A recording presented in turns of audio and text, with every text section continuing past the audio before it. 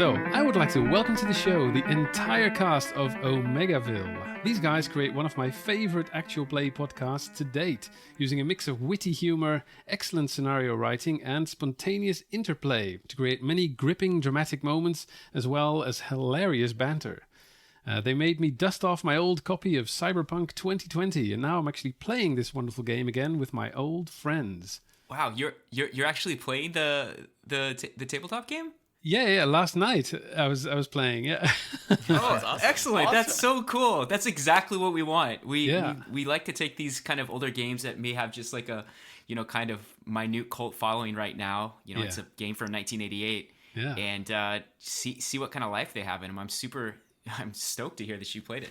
Yeah, because I had this book since the early 90s, and we played back then. And it kind of, it's sitting on the shelf, and I was listening to your show, and I thought, oh yeah, actually that game was really, really good. You can do very crazy things with it. So yes. So we had a few sessions, and then we had a total party wipe last week. So yeah, so and that's what Cyberpunk 2020 is well known for, is being just very lethal, very lethal. Yeah. So apparently, if somebody does full auto in your face, that's not good for you. Yeah, that's about it. It's a bad look. That's all there is. Yep. Yeah, I signed up for the Artelsorian Discord the other day, and they have a whole channel just dedicated to press F for respect. Obituaries, basically, for characters who have died. It's like whose character died this week, and then it's obituaries for all the characters that died. Critical miss on driving or something. Yeah. I don't even think the enterprise version of Discord has enough space for how many obituaries they must have. Oh, gracious. Oh man, but yeah, so here we are, and just for my listeners who are probably going to check this out as well, can you guys do a quick round of introductions? Who are you all, and who do you play? Absolutely, I'll start. I think I get the primary go ahead, so we're not going to roll for this one. I'm just going to take it, just like I do when I run the games. My name's Chris Hamje. I was born in Austin, Texas. Used to brew a lot of beer. I'm in software now, and I'm everything else in the world. I'm not a player character, but I'm literally every inanimate and animate object that my players will interact with. And they're all horrible. They interact with a lot of inanimate objects, surprisingly. It was a surprise to me, and I've had to learn how to be many of these things. I'm a method actor, so being like a small potted plant or a tank is now something I feel pretty adept and comfortable with. But yeah, that's me. I also edit a lot of the audio. I do some of the music for the show. And I'll move on. Let's see. I'll popcorn over to Brendan. Oh, gracious. My name's Brendan Hinman, and I was not born in Austin, Texas, but I live here now. I was a computer repair person for several decades, and now I program, and so I fix my own things, which is fantastic. I play Richard Elevens, who is a tank-grown corporate and who is ostensibly calm, collected, and competent, which are not the sorts of things I would assign to myself as attributes. The dice have made lies of those, though, for Richard. So, what is it? Dice make fools of us all. Nice. Yeah, so... gosh. Who do you want to pass to? Let's, Kinsey? Oh, okay. Hi, I'm Kinsey. I'm also in Austin. I don't really come in till Arc 3, though, so you haven't heard my voice yet if you are listening regularly. But I'm going to play Chevrolet Gold, who's kind of a badass and very tall and much older. Spoiler alert. Kinsey. I'm not saying anything. No background details, but... We'll adapt. Yeah. In her mind, she's a badass. That's all that matters, really. Mm-hmm. Yeah. Who would you like to pass to? Let's go, John. My name is John. I won't say that I live in Austin, Texas, because that's already starting to get, I think, old. In my real life, up until very recently, I worked in the Austin film industry. I play Andreas, a anarchist punk media who is trying to make an effect on the world and probably failing spectacularly the whole time. So he's playing himself. Yeah, basically, yes. What are RPGs if not fantasy fulfillment, you know? Get to role play accomplishing tasks on a list. Yeah. Exactly. Catharsis. Well, Marconi, do you want to go next since you decided to dig at me a little bit? Yes, yeah. My name is Marconi Kungusu, Brazilian by birth, Florida by the unkind gods. Also living here in Texas. And I play Zé Savio, a young hacker who is just, I don't know, just the coolest character. You know, if this is the first episode you're going to listen to, you're just going to really love him. He's rad. He's cute. He's looking for love in all the wrong places. He's everything Marconi's not. Yeah. And in my personal life, I am just a vagabond, IT person / I do some comedy and acting and stuff. But for the most part, I just really like to pretend to be other people. So anything that lets me do that, that's what I do. Because who wants to be themselves? Nice. Eric? Hi, I'm Eric Lundberg. I'm originally from Topeka, Kansas, a nowhere kind of place, and I moved to Austin, Texas at about the age of 13. Lived here more than half of my life, so I think of myself as a Texan now. Nah. Anyhow, I play the character Carver. She's a libertine beef mountain. She's as wide as she is tall and has multicolored hair. She's what's called the team solo, which pretty much means she does all of the murdering for the team. You do all the shooting, someone else does all the murders. Yeah, Takes a lot of the I bullets. take a lot of the bullets. Right to the face, mostly. To the face area. Yep. Yeah. Always in the face. Excellent. All right. Thank you very much. So one thing that always springs to mind for me when people play these role-playing games as a medium that other people can enjoy is, how did you get into it yourselves? Well, let's start off this one with Marconi. How did you get into role-playing games? You say you like to pretend to be other people? Yeah. Who or what introduced you to this lovely medium?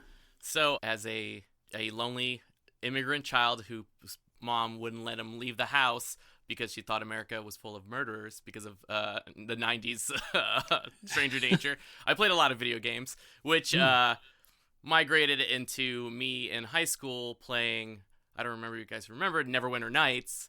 And yes. that game had a lot of persistent worlds, and I was in one of them, and it was a heavy role-playing world, and I ended up climbing up to like a dungeon master in it and building scenarios and stuff, but I've never actually played with other people because all my friends were so afraid to play any D&D or anything like that because we all just every day just trying not to get beat up in Florida, and so that's not helpful. But when I joined the Air Force, it was kind of like there was like this like group of folks who were just like, "Hey, so I heard you played Neverwinter Nights," and I'm like, "Yeah." He's like, "You like to role play?" And I'm like, "What?" And they're like, "You like to role play games? Like, you want to come over and play some Warhammer fantasy role playing?" And I'm like, "I've never done that. Let's go." And I met this like group of folks who Air Force nerds who just loved role playing games, and that was like my first time. And I played Shadowrun, which you know, if you've played it, so now I own 40,000 D6s, and I kind of fell in love with cyberpunk, and that's where this all kind of came together. Excellent, yeah. So, and just as a side question, because I'm not from the United States, which I think is obvious, and to me, reading those rules back in the early 90s, I always thought it felt a bit otherworldly, all these guns and things, and I thought, well, how realistic is that? And you mentioned back in those days that it, as an outsider, it felt kind of dangerous to be in the United States. So how much of this dystopian future that we're currently living in, actually, it's 2020, how much of that do you feel is true? We went down the wrong timeline, I think. We are in a dystopian future, but it's a totally different one. We expected everything to be dystopian in your face, and everything's just kind of dystopian in the background, and we've all kind of just settled into the dystopia versus having it, you know. It's the dystopia we have, not the dystopia we want. Yeah, exactly. Right. Which makes So this cyberpunk role-playing- optimistic. Yeah, this role playing journey for us is to create a better dystopia. I think what we ended up with was not cyberpunk, but spam punk. Like the world we expected from the megacorps was like super technology and altering the very nature of human consciousness, and instead it's like brands going up against brands and seeing who can talk about how depressed they are on Twitter so that we give a shit. Like funerals for Mr. Peanut. Like, come on. Replace my arm with like old Soviet tank technology. I don't need to be I don't need to be made to care about the personality of my shoes. I mean, Yeah. But the Wendy's Twitter on point. I mean, It's very it's very, very entertaining. See, they got good? you. They got you. Oh no! Yeah. All the consciousness. They're in your head now. Yeah, Wendy's doesn't fine. exist over here, so I think I'm safe. Yeah. well, a lot of reasons. They start with the information, Paul, and then the burgers start coming over. So you may already be infected. Information burgers, really. Yeah. And Brandon, so what about you? What? How did you get into role playing games? When I took a job in tech support in Austin, we had a lot of downtime, and our cubes were open but facing we were back to back, and so all we had to do was turn all the way around like this, and we could see each other. And we also played Shadowrun, and so we had enormous amounts of D6. And I guess my first RPG was again Cyberpunk, but with elves. And then nothing for like 10 years. And Chris, we were hanging out at a bar, and he said, "Hey, I want you to play this Call of Cthulhu game." And I said, I don't know if I'm a big enough nerd, but okay. And you jumped for joy and clapped your hands, and that was the start of the journey. So I was going to tell this differently, where I had a giant trench coat, and I was like, "Hey, buddy." But now you've made it an exuberant display, and I can't do it. Yeah. Well, you're so It was rarely exuberant, by the way. Yeah. It was very joyful. Yeah, it's like you're typically a bit more reserved, and you've got that like sinister cool. No, this was like childlike. I was like, it really sold me on it. Like, oh man, this guy's enthusiastic. We are down for this. So yeah. Yeah. I would love to get that reaction from Chris. With the Yeah, thing. good luck. I Yeah, think that's what we're that all was searching it. for. The reserves are spent. That was it. That One and one done. time. That was all we got. Yeah. I don't know, if you play games with Chris and get him kind of whiskey drunk, you see a little bit of it. It's good. Yeah. Excellent. So dangerous. Yeah. Yeah, so it's funny how a lot of people share a similar story when it comes to getting into these games, which is usually somebody coming up to you at a social event or at work or somewhere like, "Hey, Are you have you cool? heard of?" Yeah. You're like, it's either some sort of sex cult or a gaming Yeah. group. Yeah. And sometimes you don't Sometimes know it's until you both. show up. Yeah. Sometimes- if it's sometimes it's vampire, it's both. Yeah. Most of the time it's both. Yeah.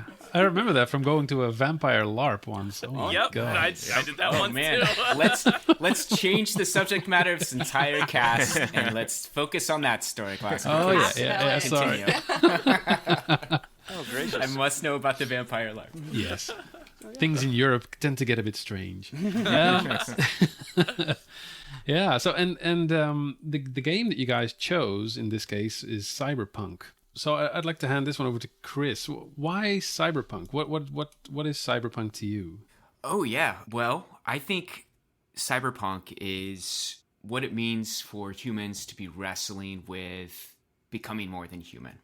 And I think transhumanism fits into that as well. But what makes cyberpunk different is that you've got to have a global dystopia run by gigantic and amoral corporations, a subculture of living on the streets off the grid. I think in cyberpunk, drugs have to be an obvious mandate for interfacing with reality. But mostly it's the kind of pervasive and bleak reality of this high level of technology and corporate greed, what it does to the world. And I think that's the punk part of the narrative. That's what sets it aside from transhumanism. Yeah. But it's very important that there's a lot of replacing meat body parts with amazing whirring gizmos and gadgets. That's definitely high up on the list. But there's limited optimism, I think, on the cyberpunk side of things. And one of our challenges with Omegaville is embracing that heart of cyberpunk without going so grimdark that we approach nihilism. Yeah. So there's a fine line that we have to tread. We don't want to go over to transhumanism, where everything's super hopeful and bright, and replacing your brain is cool, and everything's great. There's no problems. But we also don't want to go over to where there's just no hope for the future. So we do our best to stay on one side of the boundary, I think, but not too far over. So Chris has like a little hope rope, and he like lets it go a little bit, and then as soon as we were getting maybe like Too hopeful. a little bit too happy, he'll just yank it from us. No. Excellent. Yeah. And so for listeners who are not that familiar with cyberpunk, who may be even too young to have experienced it when it came out at first, or when all these excellent movies came out and books, what would be some good examples of cyberpunk media, any type, books, films, etc., that inspire you guys specifically? You know, I just rewatched The Running Man. Which I'd completely forgotten about, and is an excellent cyberpunk movie. An excellent cyberpunk movie. Yeah, excellent. And what makes it for you such a unique cyberpunk movie? Well, it does that really good entertainment being for the masses, but also being truly like just deadly. Like nobody matters as long as everybody's distracted and entertained, which is a really, I think, kind of a core of cyberpunk for sure. And today's culture. And today's culture, yay. Yeah. It's funny how well some of these cyberpunk movies and books kind of fit into what's going on at the moment, right? So also the reality shows and all these people who want to be a personality somehow, influencers. Yeah. Oh my God, yeah. Riding circuses.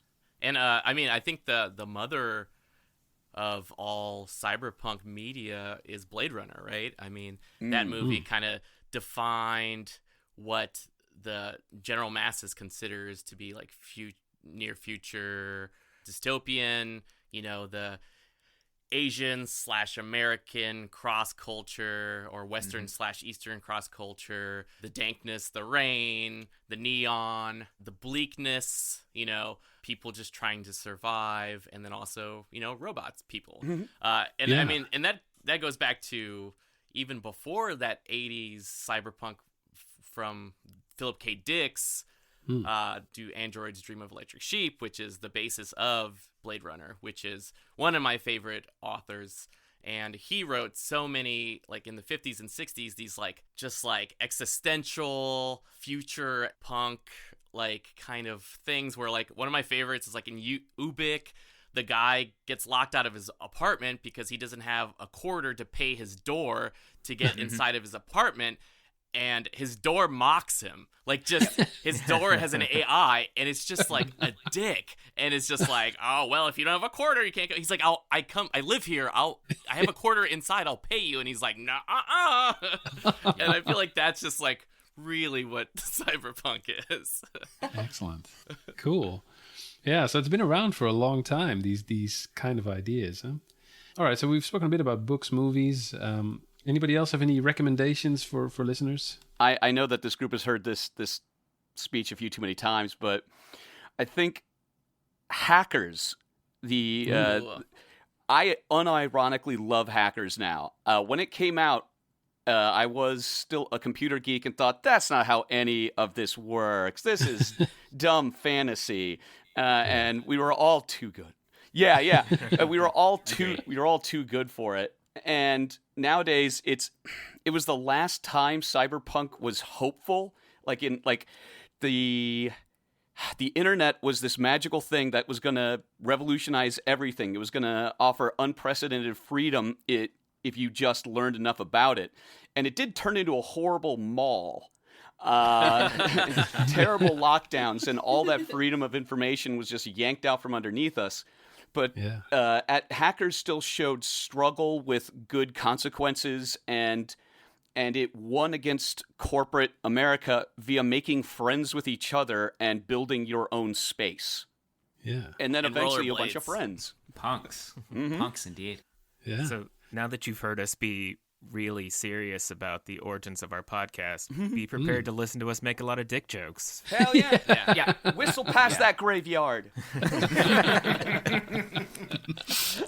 Excellent. I just wanted to mention another amazing cyberpunk movie that was formative to my childhood cyberpunk experience, and that's Johnny Mnemonic. Oh, yeah. With Lord Keanu at the helm, I believe. Yeah. Yes. Yes.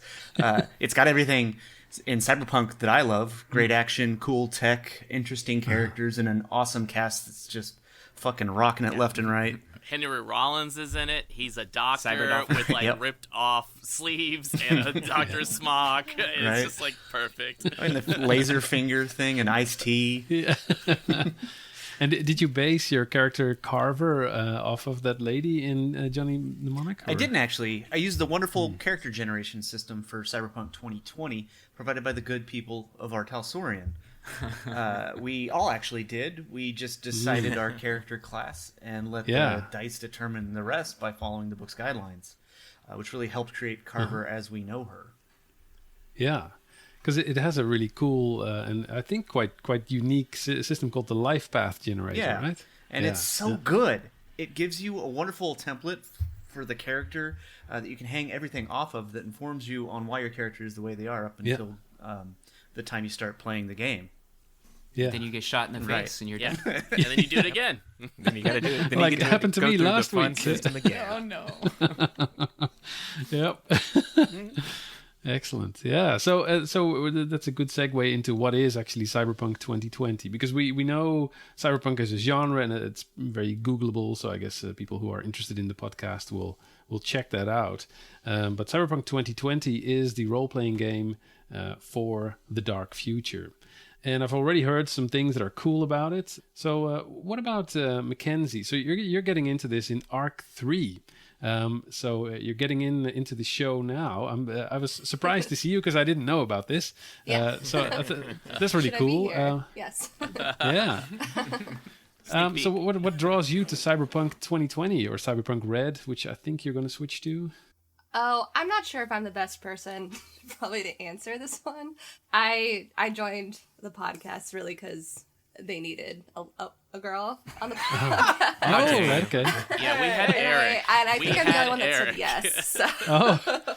Oh dear. But Hey, you earned your place.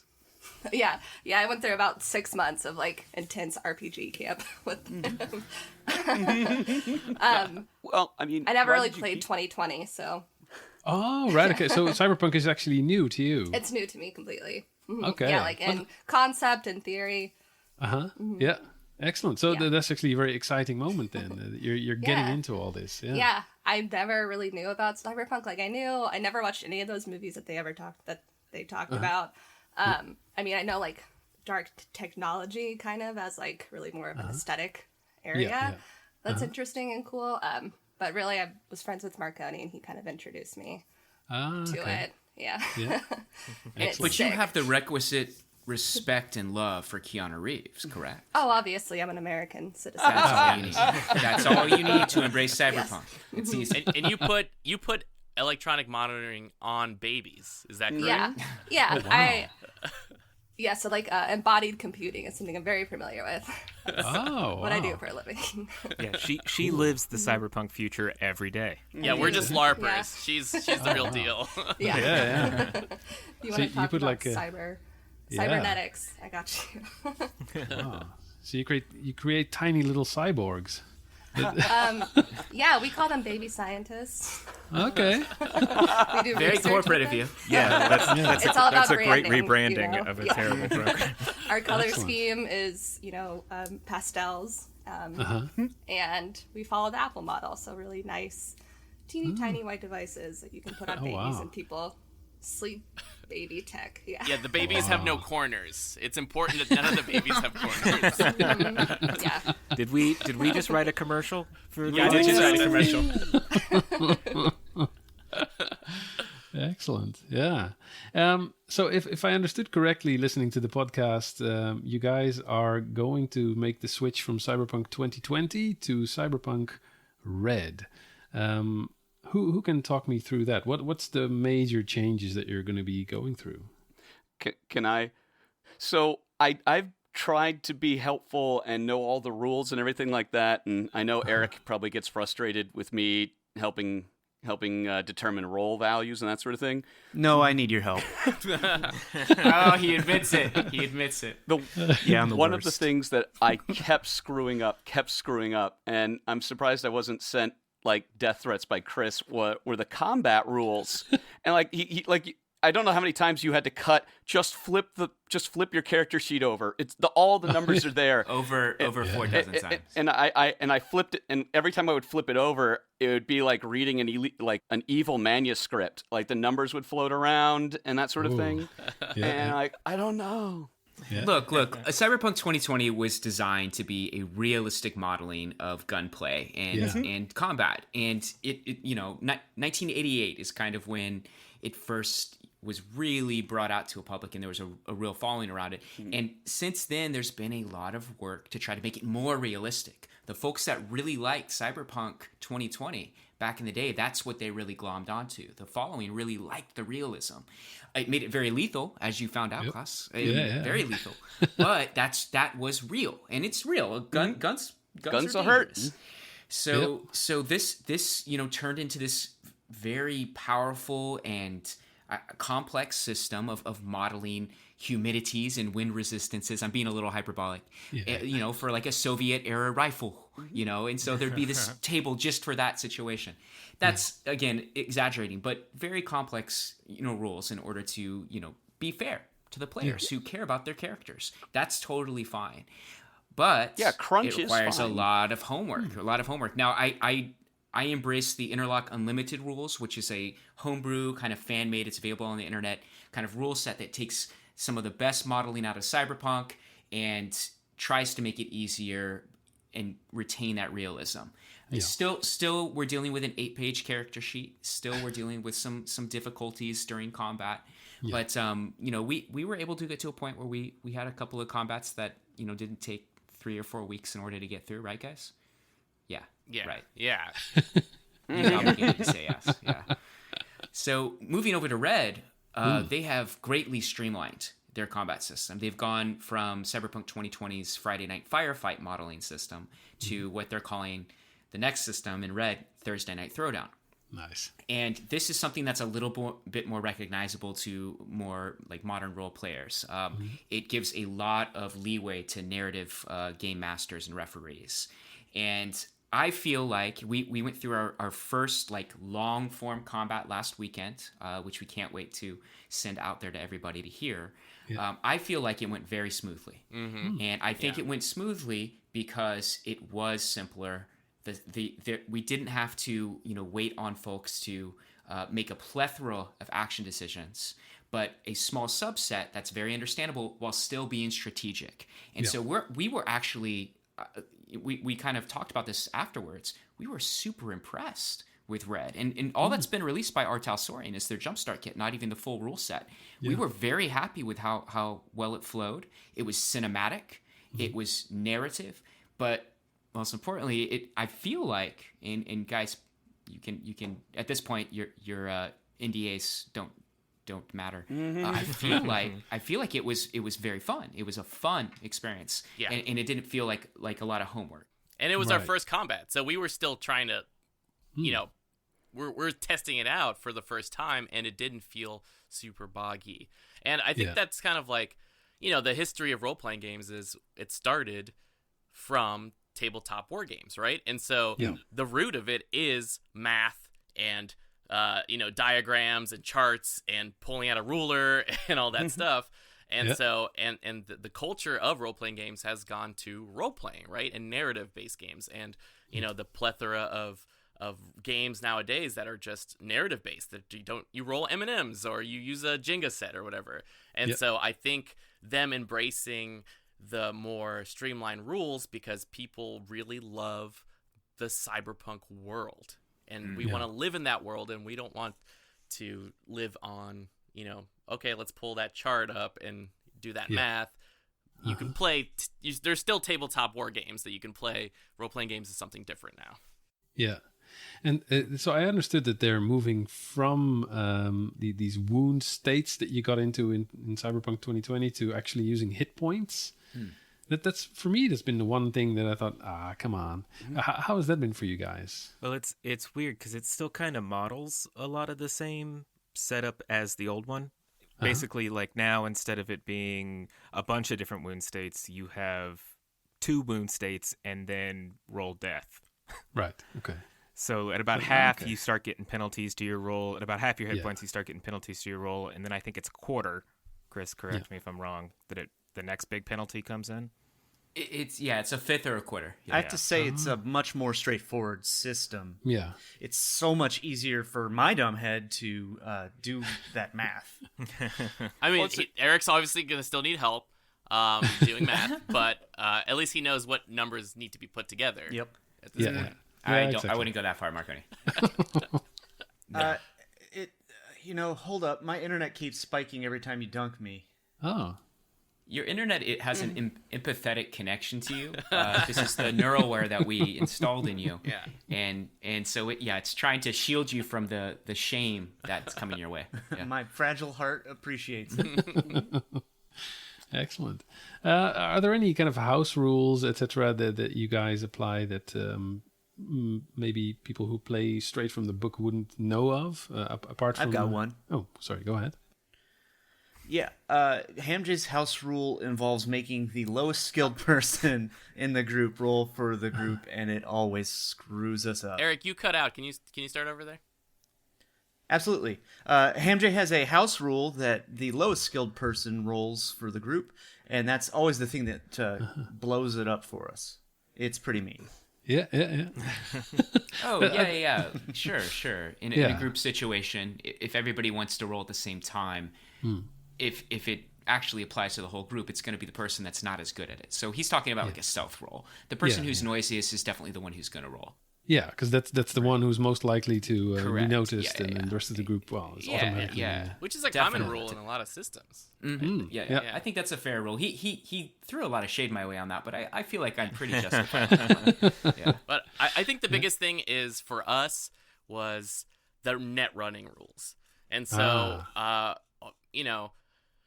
they have new net running rules. I applaud them for making it way more simple, because Cyberpunk 2020 rules are just so complex. But personally, it felt like maybe it went too far onto the simpler side, and I felt like it lost a little bit of its magic. And so we were using in our Cyberpunk 2020 game the run.net rules, and that's kind of like a fan-based rule set. You can find it on the internet. And it's really nice, and it's easy to integrate into the system, and it makes your hacker feel like a cyber wizard, which is really what hacking is, mage right? Class. It's like a mage class, yeah. And so we talked about it, and since we've been using that system already, and we feel very comfortable with it, we're going to continue to use that for Z and the hacking. It's just been really fun for us, and I don't know. I feel like maybe that in Red they'll probably have a hacker book, splat book come out, and it'll have more different rules to do more complex hacking and stuff like that. But as of right now, it feels like a little bit of, because they want to make it fun, right? They want the hacker to be there, and totally get that, but it feels very one-dimensional right now. Yeah. And so we just wanted to keep the same narrative flow that Chris has with the hacking rules that we've been using. Yeah, because I remember I generally listen to your podcast when I'm walking through a lovely foresty park around here with a baby in a stroller, and I remember listening, thinking, "Run.net? What are they talking about?" And of course, when I'm walking, I don't have the time to look that up, so it's always been in the back of my mind, thinking, "What?" Yeah, I wasn't familiar with it, because I remember the first time I got the book back in the 90s. looking at the Netrunner rules and talking to my friends, okay, we're going to play this game. Let's not use this chapter. So in all these years, nobody ever played a Netrunner in our games. And that's the saddest part about a lot of the Cyberpunk games. And it's not just Cyberpunk 2020. I feel like even Shadowrun and all the other game systems, that's the root of Cyberpunk really is the hacking. But the systems were always just so complicated and hard to understand that people were like, well, let's just play, the Gun Bunny and the Street Samurai and just let's just shoot and stab stuff and just hand wave. We'll have an NPC do the hacking, Which is a shame, Yeah. Well, I feel like the struggle is always in Cyberpunk RPGs having the Netrunner be around. Yeah. For large portions of the game, because the rules tend to lend themselves to the Netrunner being half a mile away, jacked into the computer, Safe. and no way interacting with the rest of the team. Yeah. Whereas you want to have your party together, having fun together, and operating at the same time and interacting with each other. And in Red now, the Netrunner is supposed to be with the team. Everything there's no more internet, right? Mm-hmm. There's no more net. There's no more international cyberspace. You have everything's compartmentalized, right? Everything's in its own little spot, so you need to bring your hacker in to jack him in, which is fun, right? That's kind of the point. Yeah, that creates Exactly. Yeah, exactly. It creates all the tension and and like Marconi was saying, the Netrunner is kind of the wizard of the party, so it's most squishy probably. So it needs to be protected, and then of course there's going to be droids and guards and things shooting at you and while you're trying to hack. Yes. Except for Z, who rolls 20s every time he's about to get punched in the face. So. Knock on wood. Knock on wood. Law of averages, man. It's coming your way. Yeah, because I remember reading a lot of cyberpunk novels, and one of my favorites is Snow Crash, which is all about going into the net and all this stuff. And it's such a shame that we never got to experience that in Cyberpunk 2020. So this run.net, I'm going to look this up and maybe scratch my new character and make another new character. Maybe. So Snow Crash, I love that you mentioned it. That's my entire inspiration for embracing run.net. It allowed me to make those spaces. It allowed me to have a Netrunner be in net space while everybody else is doing everything in meat space side by side. Yeah. The rest of the players don't have to go get pizza while it's Netrunner time, right? They can do these really cool things in these really cool worlds, very much out of Neil Stephenson's imaginings. And it's at the same time that these meat space things are happening. It was the reason we went with it and why we're sticking with it for now until we see a little bit more out of Red. Yeah, exactly. Okay. Hey, for people who haven't heard your show yet and are yet to decide whether or not to take the plunge and listen to episode 1, what's the pitch for the first story arc? What happens in arc 1? George Costanza has a secret, weird piece of tech. I throw the characters in the middle of it, in media res. We've got them split up. They have to figure it out and coordinate together at once. I make everybody use all of their character sheets. That was my goal, is to make people not just shoot everything, just to really play the game. Yeah. A bunch of goofballs try to navigate their way through a cyber Chris, how long hellscape. did your scenario last intact before we just ruined it entirely? Oh.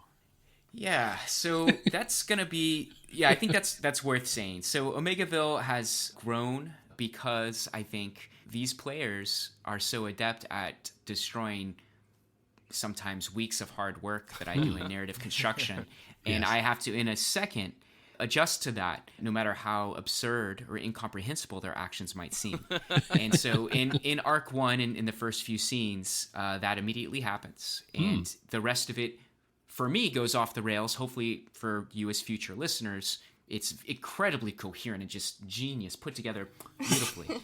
But we'll leave that to the review section. But yeah, they often struggle against the gentle bonds I put around them, and break them within seconds and move on to their own ideas. And so what happens is, and I really love this, we get to see more of Night City. We get to see more of the canon. We get to meet more of the canon characters. Yeah. And I'm super happy to throw those in because I fell in love with the lore when I was reading 3+ decades worth of rules. Yeah. And so this first arc goes from that kind of simple heist where I'm trying to teach everybody these rules to a really interesting like narrative exposition where everybody kind of does their own thing, comes into their own. You'll see Richard, our corporate, step outside of the corporate circle very quickly, and I hope, you know, this is foreshadowing. Like, I think he has another future ahead of him, but we'll all see.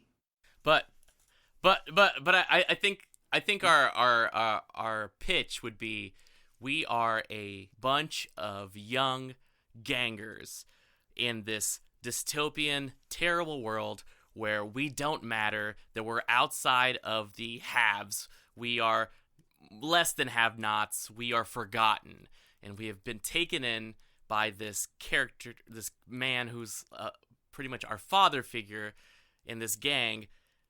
And we go from just a petty group of gangers in this dystopian cyberpunk universe into a larger story, a larger narrative within the world.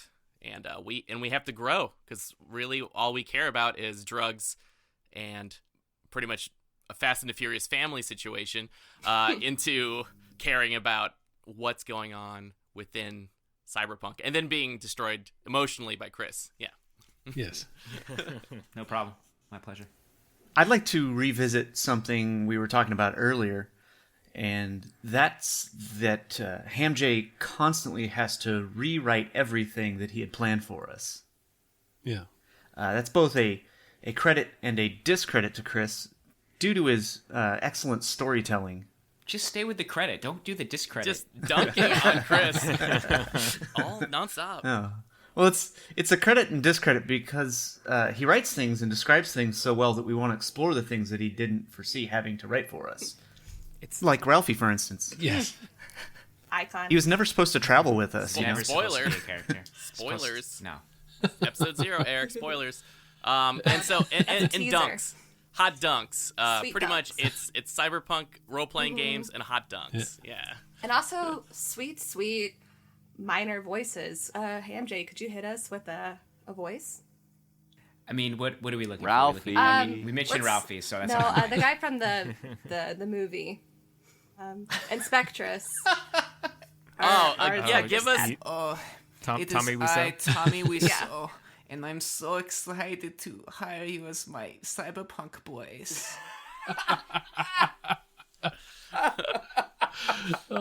I'm not a voice actor. I don't know why you guys enjoy this. This is This is not quite on topic.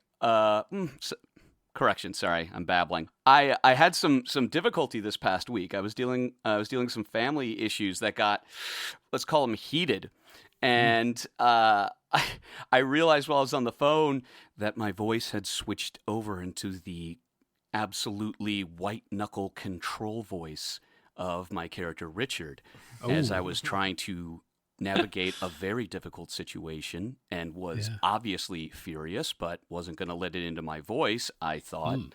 And I halfway through the conversation, I realized that, and I thought, oh my God, I'm becoming a better person because of cyberpunk.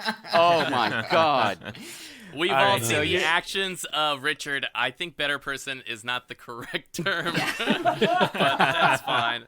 I'm more caring. I am curious. Can we throw a question at you? Because Yeah. I know that in the United States, cyberpunk, not that big. It's kind of a niche thing.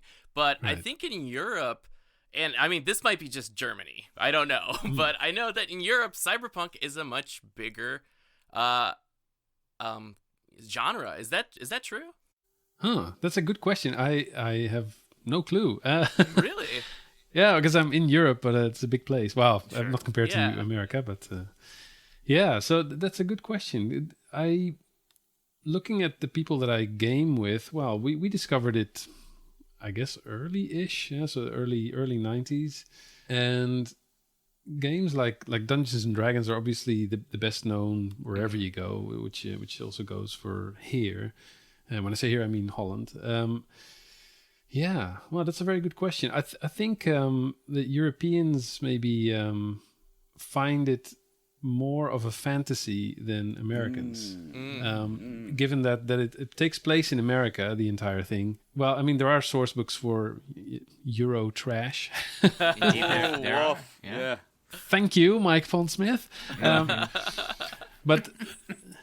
But so it's a very American game, I think. Yeah, it's very much about this American dystopian idea of the future. And I think corporations have a bit more power in the United States so far than they do here in Europe. I'm not sure. I mean, am I saying something really bad? No. It's Too real. Yeah, that's that. Yeah. Oh, okay, sorry. You're We're 100% behind you.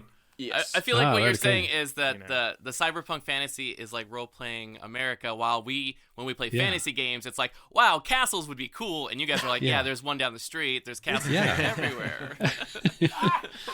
That's true. Yeah, if I drive for about 2-3 hours from here, I'm in the valley of the River Rhine, where you have all these amazing castles in Germany. Oh wow, This is unbelievable. Yeah, and like for us, the equivalent is there's a giant kind of hole to nowhere that is concrete line, and there's a dim glow there, but we're not allowed near it by the corporations. And for us, that's commonplace. And we're told exactly. it's good. It's good. something fracking something. Or... Don't ask. Just eat this new candy bar we made.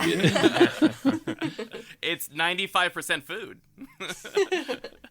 But I think maybe that plays part in the popularity of cyberpunk over here. Is that this? Also, I think the punk movement was quite big over here, and For sure. It's I think relatively easy here to be anti-government and be okay.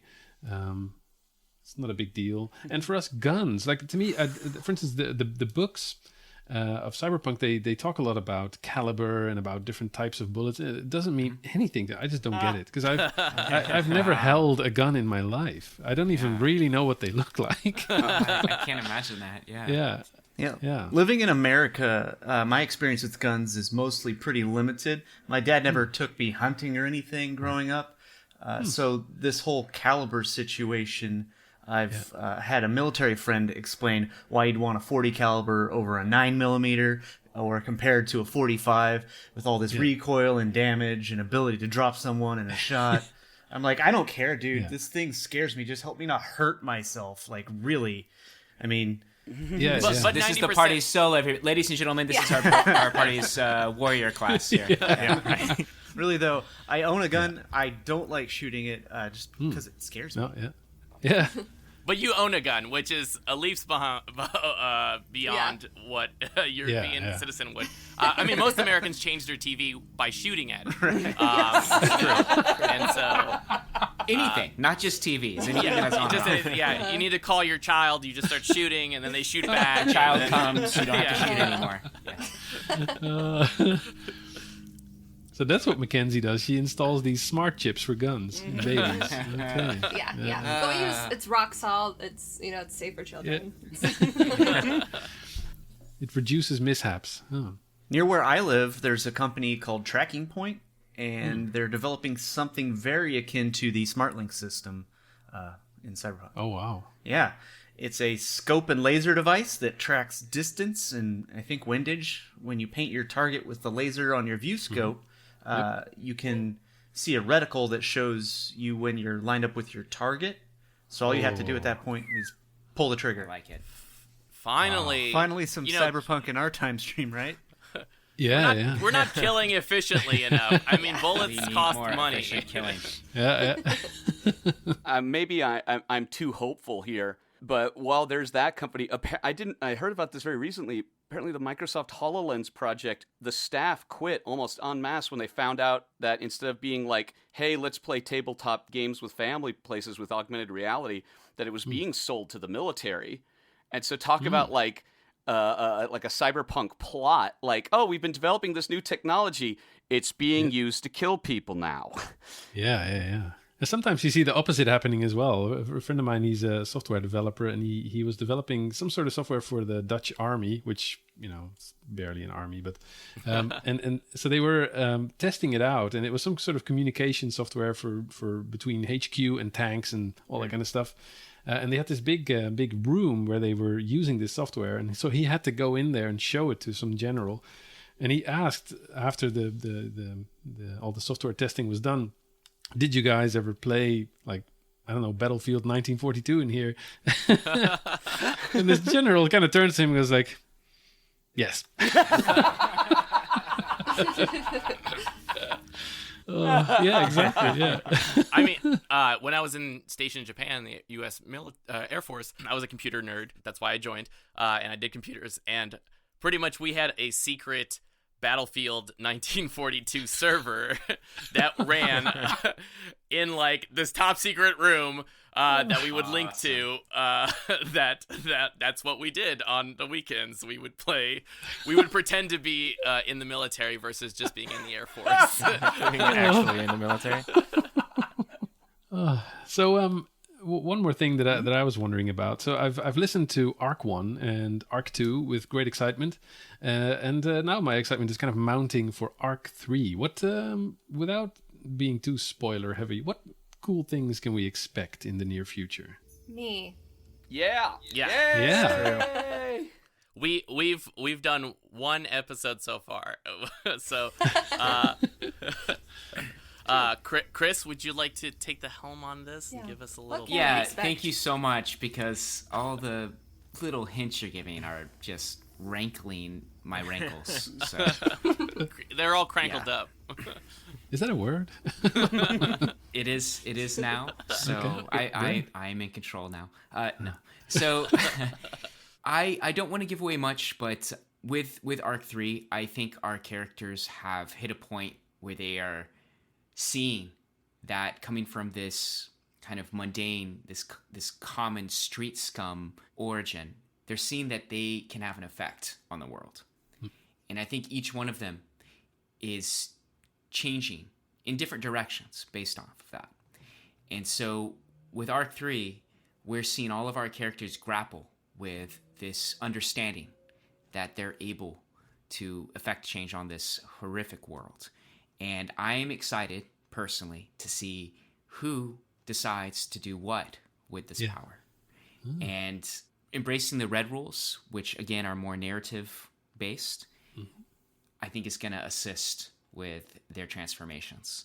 And so I'm very excited to see where everybody goes. This is really the turning point, whereas Arc 1 was all about learning the rules. Arc 2 was about the idol and, like, kind of rocker girl-like world. Arc 3 is going to be about discovering how powerful they really are. Cool. Just want to jump in here and say that those are the referee notes for what he wanted to accomplish in the gameplay. But when I think our overarching themes are for Arc 1 would be Fracture, Arc 2 would be Chaos, and for Arc 3 I think maybe Unity. I don't think so. Yeah, don't speak too soon. Yeah, true. Yeah. All right, let's go ahead and start a Reddit where we can argue about this. I'll blow it all up at the end, Oh, Yeah. nice. Yeah. And how do you think the introduction of a new character to the group is going to affect things? So we were that was something that really weighed on us, and we weren't sure how we were going to do it. We went through a lot of ideas, and finally we decided to all get a couple of beers and just do it and let it naturally kind of coalesce and see how it went. And what came out of that is going to be episode 1, which I cannot wait to release. And this character is my favorite character. Fuck all the rest of you guys, by the way. This is my new favorite character. Yeah, we've noticed. We've already noticed. Yeah. I'm a big Oh, fan. dear. That's fine. Something I did not expect. When you bring somebody in that's going to be part of the ongoing narrative, you think as a GM, okay, I'm going to have some notes. I'm going to have to push and pull in certain ways. I didn't have to do any of that. This character is his own, her own thing, his or her own thing, and I'm just letting that happen, and that has been a glorious thing to watch. Cool. Excellent. I can't wait. I'm extremely curious about Arc 3. But y'all will get a little taste of our side games as we are trying to get our new arc going. So enjoy a little bit of Inspectors, where we play off-brand Ghostbusters. Enjoy Pendulum Promise, which we found an insane clown posse, the clown rapping group. Someone made a role-playing game based on that. They said it took them a year to make, but nah, not at all. Oh, And it shows the brother of Violent J is the one that made it. Oh, really? Is that true? Yeah, I didn't that's even true. know that. Yeah, it's true. That's like Jump Steady's his name. that's a good like tight origin chord to that. Yeah. Yeah, I love that. Back to the game, I'm not the best GM, but it gives Chris a break to write more for our Cyberpunk game, and honestly, it's a well-deserved time off from containing that world inside his head. yeah. And it's nice to just play a character instead of running everything. Yeah. It's kind of fun. Yeah. And let us fall in love with Pinchy. Oh, hell yeah. You know, the sideshowed freak, lobster boy. His name's Leonardo da Vinci. Nice. And I think that's good advice for any role-playing group, that every now and then you say, hey, game master, I'll take over for a couple of games. Yeah, definitely. Yeah, for us forever GMs, that's a nice change of pace. It is more work than being a player, that's for sure. Yeah. So hot tip players, at least just schedule and show up. You know, Yeah. that's all you got to do. Really, read your character sheet, show up, and then everyone will love you. So don't be like the Omegaville team. Yeah, don't be the As you'll hear. As you'll hear. Anyway. Yeah. Well, I'm currently in a bunch of episodes on my podcast that are related to kind of taking a little bit of the work away from the game master by talking about solo role-playing games, co-op role-playing games, and also low or zero prep role-playing games. So keep an eye on those. Yeah. May we recommend to you Everyone is John. It's my favorite one. Classic. Wonderful, wonderful game. The GM gets to sit back with a tall pint of gin and just let the players run amok, and they have a great time, and they all congratulate you at the end. It's a wonderful Oh, wow. You are a bunch of personalities inside of John, and you all take control over John's body and do actions. And so you're really driving the story, and John just... The GM, all they have to do is just tell you, like, okay, you're in this situation. What do you do? And it's like, well, I'm going to take over as John. Okay. Leprechaun personality, go ahead. Personality who thinks he's Santa Claus. Personality who thinks he's Napoleon Bonaparte. That sounds great. Yeah, everyone's John. Okay, it's on my list. And that's a great segue, I think, to the last question I always ask people when they are on my podcast, which is, who are your role-playing game heroes? Now, I expect at least one of you to say Mike Pondsmith, but let's see what happens. So I'm just going to go down the list of faces I see here on the Zoom video interface. And at the top of my list here is John. Who is your role-playing game hero? There is a designer whose name has changed a lot since they designed The Quiet Year, which is my favorite role-playing game ever of all time. So I had to look it up just now to confirm that I remembered their name. Avery Alder is the current name of the person who designed The Quiet Year. It's amazing, and they designed a bunch of other games, all of which are kind of weird and experimental and not necessarily something you want to play all the time. Okay. But The Quiet Year is fantastic, and I highly suggest it for everybody. Yeah, what is that? So The Quiet Year is a map drawing game that you play as a group, and you'll draw a card. It'll ask you a question. You are controlling a community who has found itself in this map world. As a group, you control this whole community. And it just creates really impressive stories. Okay. Unless you're playing with Chris, then it's Martin all the time, and I have to kill him. But yeah, There are contempt tokens in the game. Those are for Martin. It's like collective storytelling and world building game, right? So you start with nothing, and then you build out this huge thing, and it kind of, you're pushing the narrative, and you're not trying to win. You're just trying to make an interesting story. Yeah.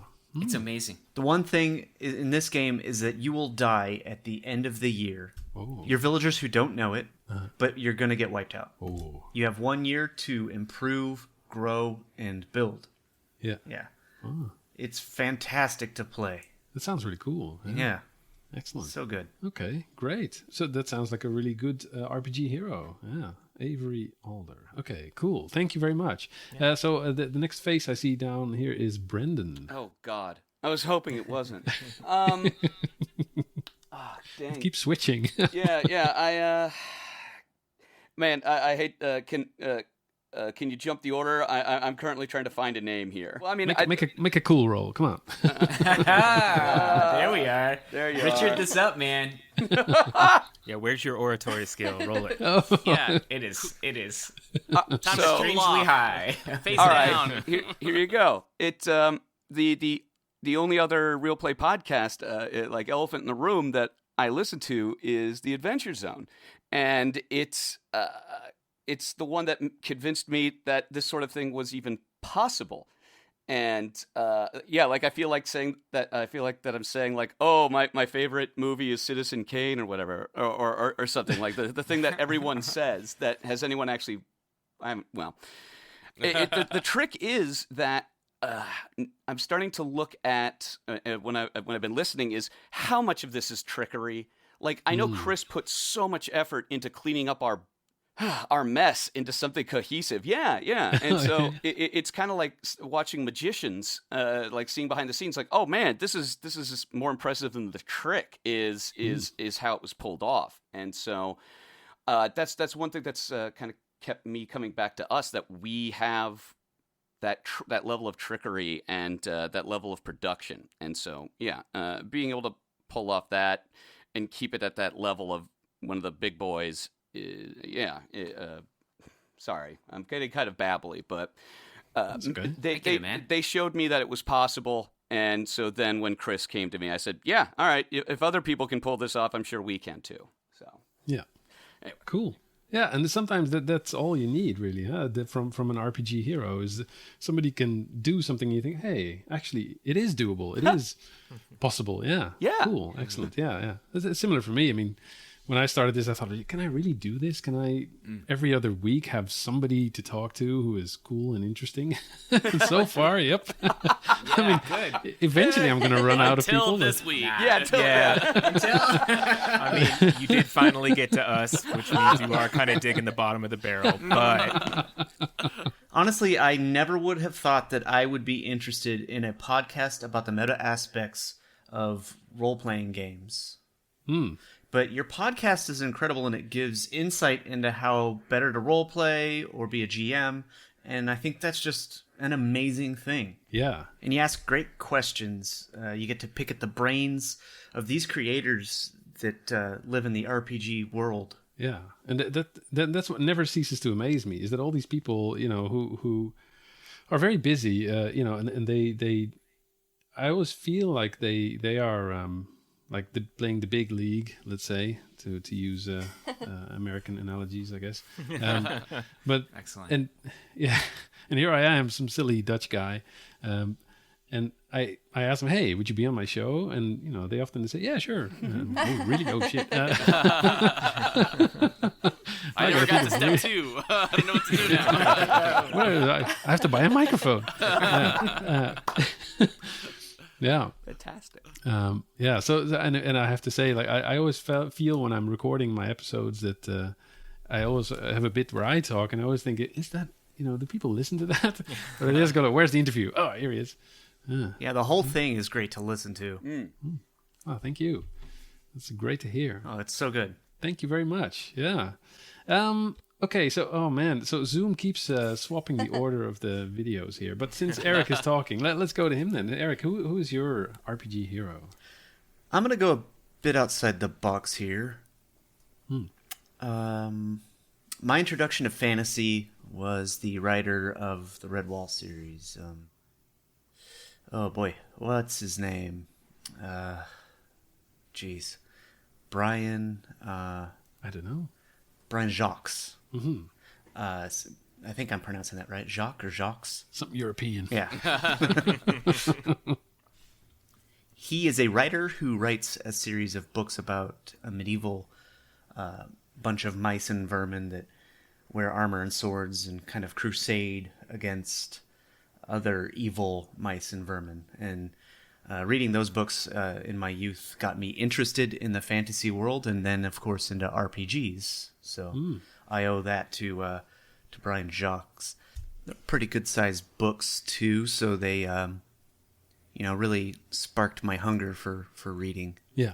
And I guess thinking back, my first real introduction to fantasy was when my dad would read me The Hobbit as a very small child. And it scared the crap out of me as a little kid. I can imagine. Right. But then my dad would tell me that he was a wizard and that he could protect me with magic spells around the house to protect us from the trolls. Good dad tactic. And Gollum and all that, yeah.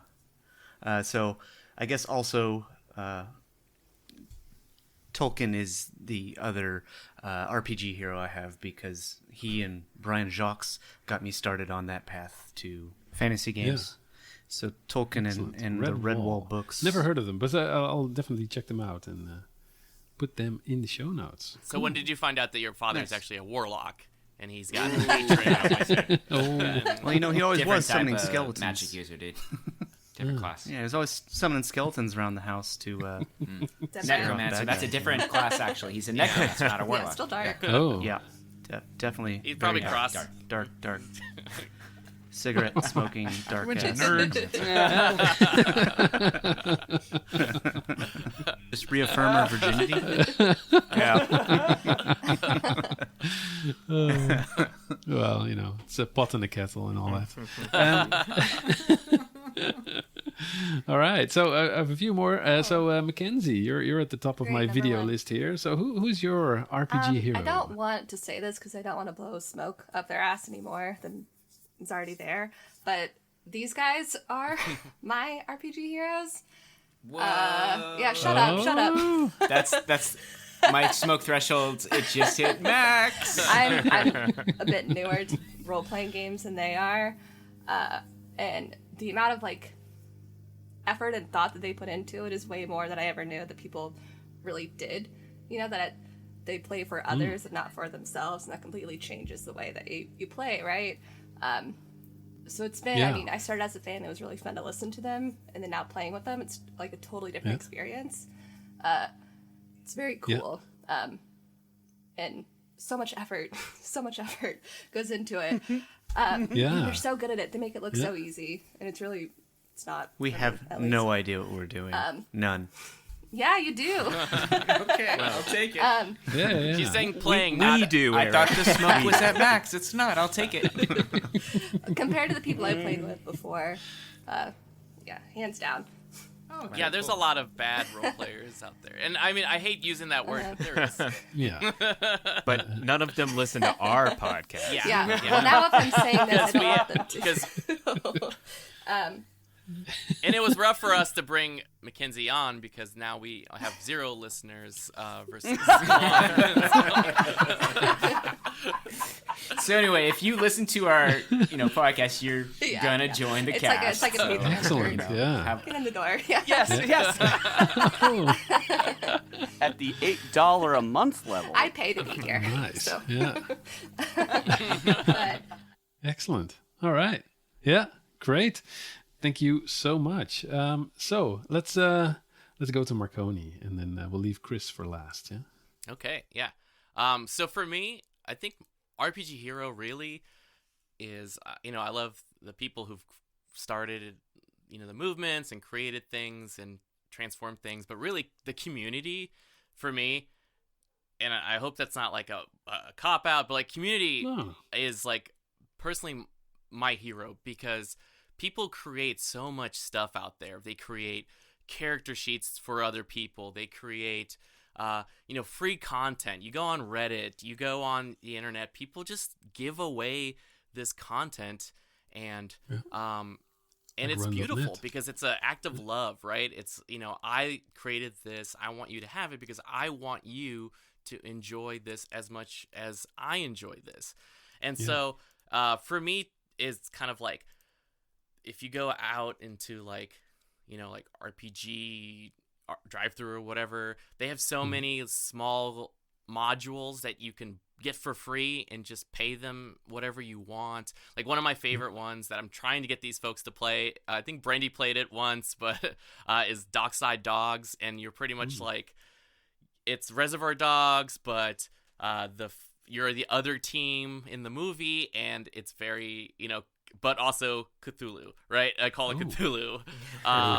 And so it's really fun, and then also I love the meta gaming podcast. I've been I think as a GM, you think more about how I think GMs have to be empathetic and loving. And as a GM, you just want people to have fun, and you want to create something that people are going to enjoy.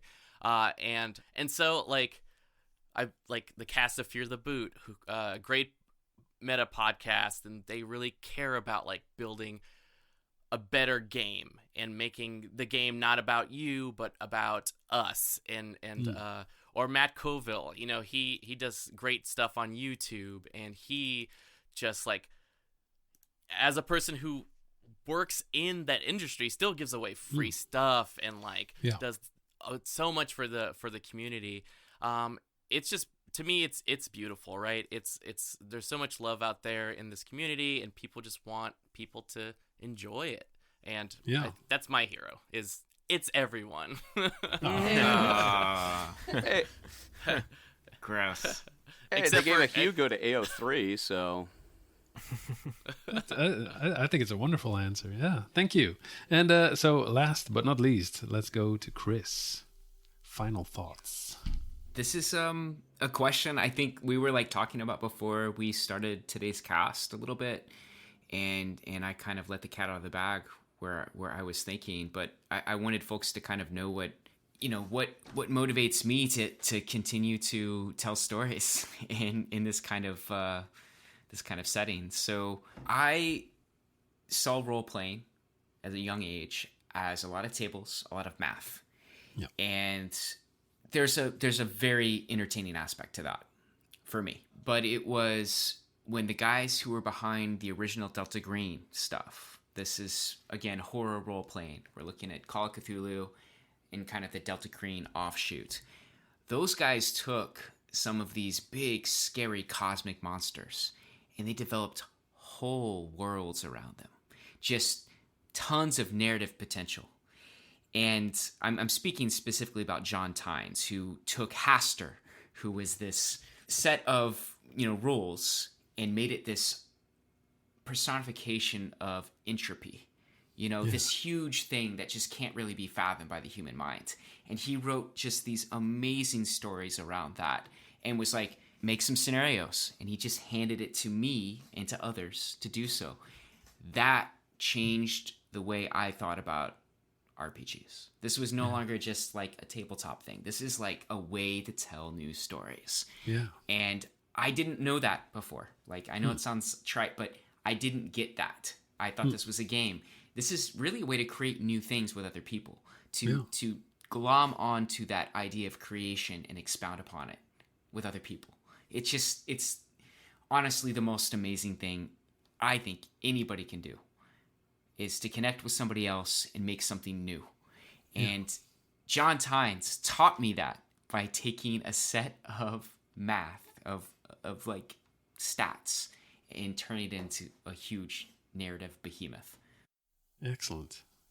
Well, that's a whole bunch of really, really interesting RPG heroes. And I think that's a fine note then to end this group interview on. So thank you very much, guys, for doing this. Thank you. Thank you so much. Yeah, thank you. Yeah, no worries.